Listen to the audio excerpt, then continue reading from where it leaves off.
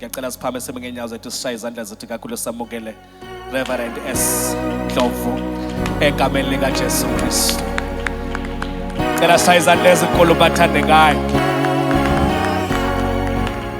Angifuni ukuhlala lapho kani khona noma abanye bengahlala mina ngithanda phezulu.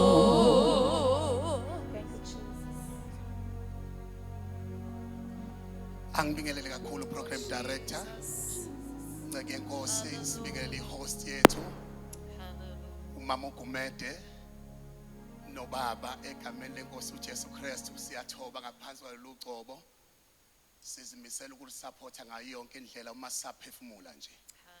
Ingceke zenkosi onyawo zinhle ngiyazibingelela zonke egameni lenkosi uJesu Kristu. Ama worshipers ngiyawabingelela, sibingelela abafowethu abasikhonzayo ngapho Davide besikhathi, sibingelela bonke abazalwane egameni lenkosi ethu uJesu Kristu, nabantu abasha noma amen wena ngamncane kodwa kokushintsha ukuthi nginibekele egameni eligcotshiwe, igama lika Jesu Kristu waseNazaretha. Kakhulu ngibekele nobaba lapha emumva, ubaba wethu uDickens, enye yamadoda engihambe nawo khona ngapha eMagabheni. Ngingubaba uNdlovu, umntwana kaNkulunkulu osindisiwe, omsabayo uNkulunkulu. Ngibingelela kakhulu Lady Bishop Mamdoyisa, singamadodana thina kule ndima. Angizuba mude kakhulu, ngizoba mfishana, kodwa kuyangibusisa ukuthi noma ngangisemncane ngalesa sikhathi kodwa zikhona izinto uNkulunkulu angisiza ngazo engiyikhombayo. Sasibancane Mama uStunke ayidunyisa inkosi ihamba le ndlela uNkulunkulu, kodwa sibona esenzela umusa. Ngithe enhlizweni yami angiyukusupporta ngoba ngizoba yiguest, ngiyokusupporta noma ngihlezi lapha ngemumva ngoba siyayiqonda into uNkulunkulu ayibekile kuwena. uJesu wangithatha ezweni lakithi ngihlangana naye kwaMakhutha. Ngangifunda uStandard 3 ngihlangana noJesu. Ngoba icebo likaNkulunkulu lalimangalisa, langenza ukuthi ngithi ngizalwa kwaMakhutha kodwa udlame lungiphushela emgababa.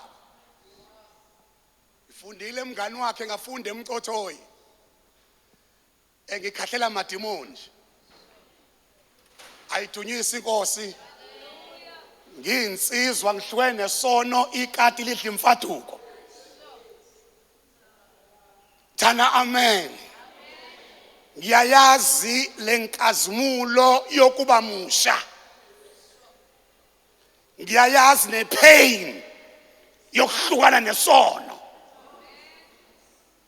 Ayithana amen. Usekhona amen. Siphile kuleli ivangeli singajolisi. Lasibamba. Ileli ivangeli elenza ukuthi uMama uGumede kube nje. Niyangizwa abazalwane. Angeke ngibe mude kakhulu, kuningi okusenhlizweni yami ekhulunywa ngomuntu omusha. Thana amen. Usekhona amen. Ngizalwa owesifazane, ivangeli engalincela kuyena, owashonelwa indoda ena 40 years. Wakhulisa abantwana bakhe ngevangeli abantwana bakhe bewu8. Thana amen. Kanti nentethelelo ngayifunda kuye.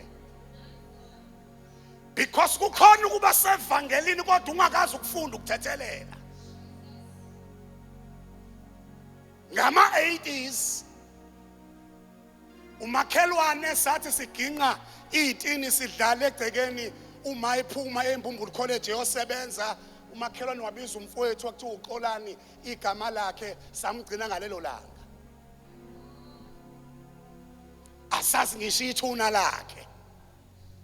Ngiyangizwa abazalwane kwafunwa kwehliwa kwenyuka emanzi imtoti nabaseshi basebethengiwe. Ivangeli malifika kuwe likufundisa izinto ongenazo ngokwemvelo. Ntethelelo. Thana amen. Kwamitende ngelinye ilanga umama esahlala wazi wabuyela emsebenzini kwacaca ukuthi ingane ayikho. Washumayela umfundisi kulelo tende wabe ugumbi indoda endala siyadlula wathi mawuthethelela umuntu awumthetheleli ngoba ezile kuwona azocela ukolo umthethelela noma engezanga ngokwenze njalo uziphilisa wena. Ngakusasa uma wavuka walukisa into zakhe entambama wathi uphikile lemvuselelweni wadonsa umzali unathandaza naye wahamba naye wathi asiye emvuselelweni kanti ufuna ukuyongena kulomuzi ayocela intethelelo.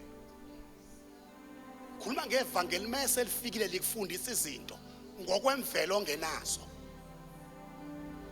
Wathi mengena kulomuzi ayithunyisa inkosi ubaba walomndeni wambona uma washawa amahloni wathi maka nokuthula ngikhola ukuthi uzofuna unkosikazi wathi uma yebo bengicela ukuzobona yena wabiza umama wekhaya waphuma ngasedaningi zaya kubaba.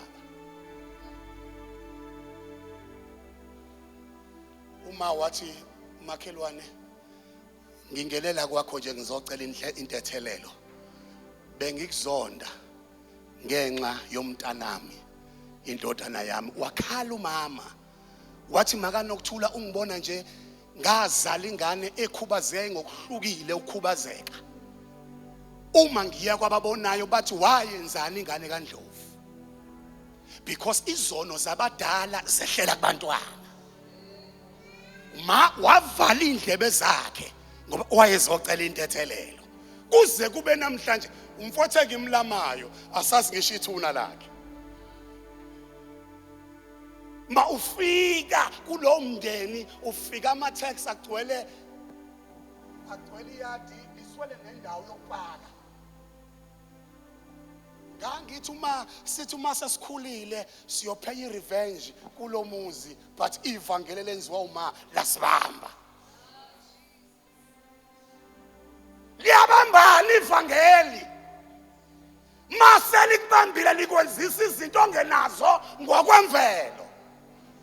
Ngisanda ukuhlangana naye lo mnomzana la eGarelia ePick n Pay ngathi mengithi kuyangena eminyaka ngihamba nendodana yami awungathi awusawubona baba wathi yebo sawubona kambe ubani wona ndodana ngathi mina hayi ngusibu wakwaNdlovu waduke ngazi ukuthi uduke nezipani khona la isitolo kanti akazi ukuthi sebathethelela kuthi ingane bayihlinza iphila bekhipha iqubu yazi yathula. Unabantu abamkela ivangeli abaphila ngaphansi kobuhlungu abalinda uNkulunkulu ukuthi aqulwe amacala. Ngeke ngibe mude ngelilanga siyoxoxa izinto zohambo. Ngisuka legama lakhe mntanami ngizokusupporta. Glory to Jesus. Noma kunini mawukhala siyosabela ngoba siyayazi into uNkulunkulu ayibekile kuwe siyayiqonda. Ngeke ngibe mude kakhulu ngizokhuluma nje. Sekukhulunyiwe kule ndawo. Ngibona abantu abasha abayinhliziyo yami wenza sure ukuthi uma ususebandleni awubanjwa imigoqo yebandla ivimbe into uNkulunkulu ayibekile kuwe. Because kunezinto ebandleni ezibekwayo kuca ukuthi uNkulunkulu uyakhuluma nawe but ababona uNkulunkulu uyakhuluma nawe.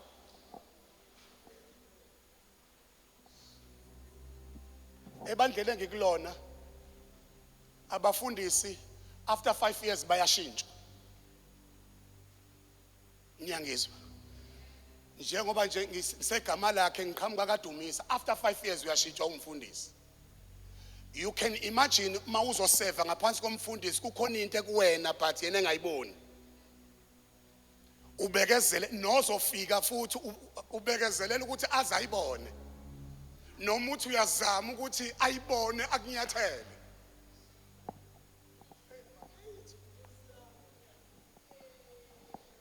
Lidileye icebo likaNkulunkulu. Ngaze ngakhuluma ngemessage ngelinye ilanga ethi when God delays expect a miracle. Because isikhathi esidliwe isikhonyana uNkulunkulu uyasikhumbula asibuyise. Ngibile musha ebandleni ngakuSunday school, ngaphatha uSunday school, ngaba umuntu omusha, ngaphatha abantu abasha. Namhlanje sengiyikhehla sengigugile. But ngiyawazi amandla kaNkulunkulu esebenza impilo yomuntu omusha. Asiphuthume kezwini ngoba ngifuna ukuthi sikhulume le ndaba kafishane bese ngihlala phansi indaba kaJosiah. Chronic zesibili chapter 34 verse number 1. Qalabe libanzi ngqongqoshe wezulu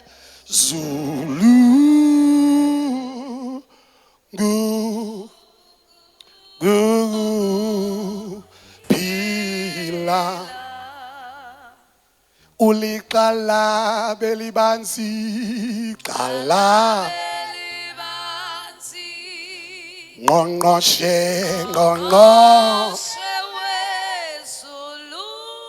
ukuphila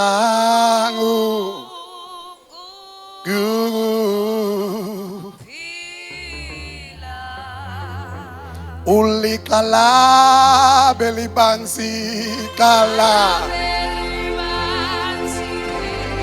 ungqongqoshe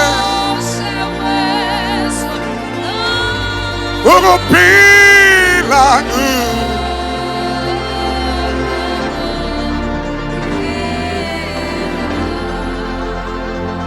qalabe libanzi qala when ungqongqoshe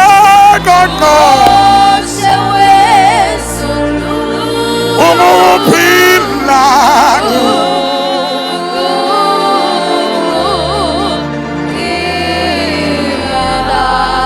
when uliqalabe libanzi qala ungqongqoshe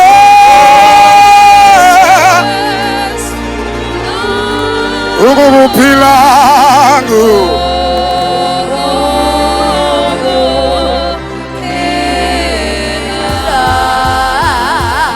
uliqalabe libanzi qala ungqongqoshe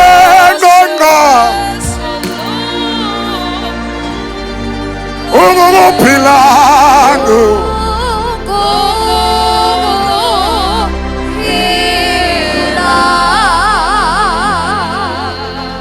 ay sikhokhile njalo ungqongqoshe ukuphila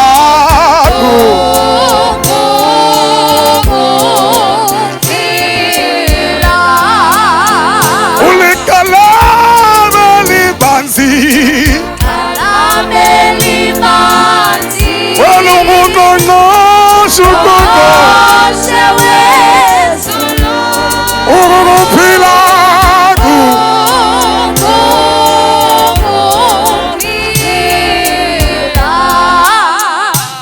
Sizoyikhuluma le ndaba usiyoyifunda kahle mawususekhaya. Siyezona abazalwane. Lithi iBhayibheli uJosiah wangena esitulweni sokuba beyinkosi ena 8 years.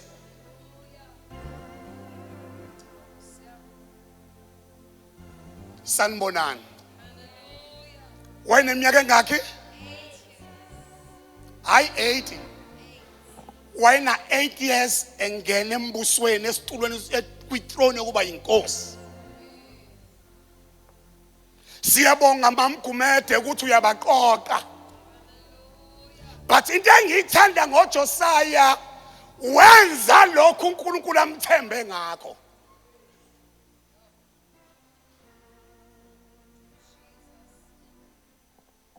Ngifundela verse 1 and 2 bese siyaqhubeka amanye amavesi sesiyoqhubeka nawo mase sisekhaya uyizwe le ndaba ukuthi uNkulunkulu uthini kuyona.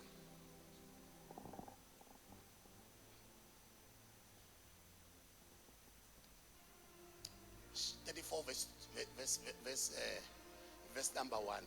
The Chronic zesibili chapter 34 verse 1.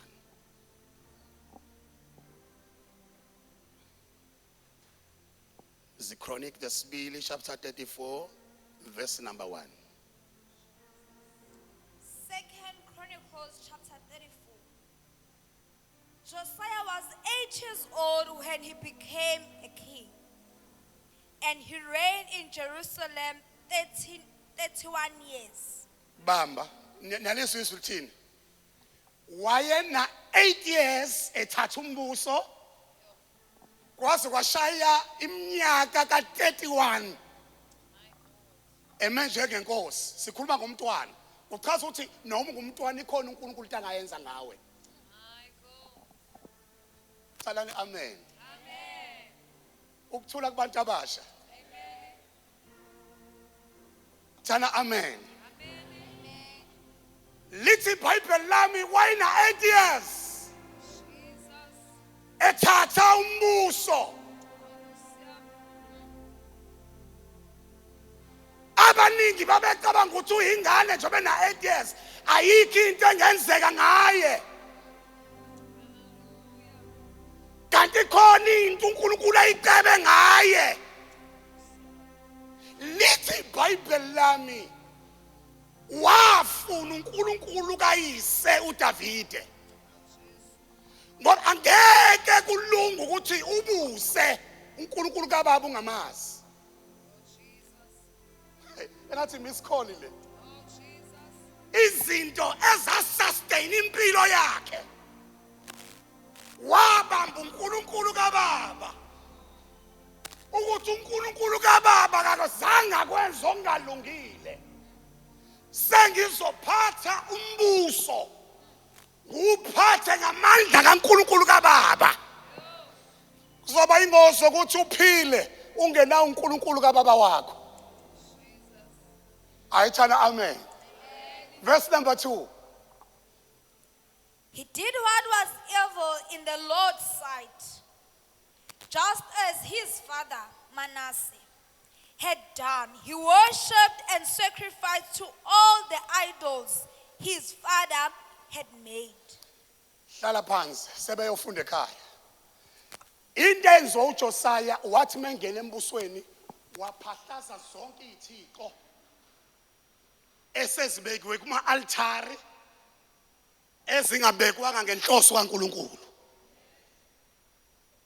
Ukhona ukuthi abantu baphile endlini kaJehova kodwa bebamba izinto zezithixo zangaphandle. uJosiah waklina ithempeli. Emncane kodwa wabamba uNkulunkulu amandla kaNkulunkulu kababa. Noma umncane kunezinto uNkulunkulu angazenza ngawe. Iproblem yakho iba sekutheni usondele eduze kwabantu abanjani ikono kona izinto kule ndlela.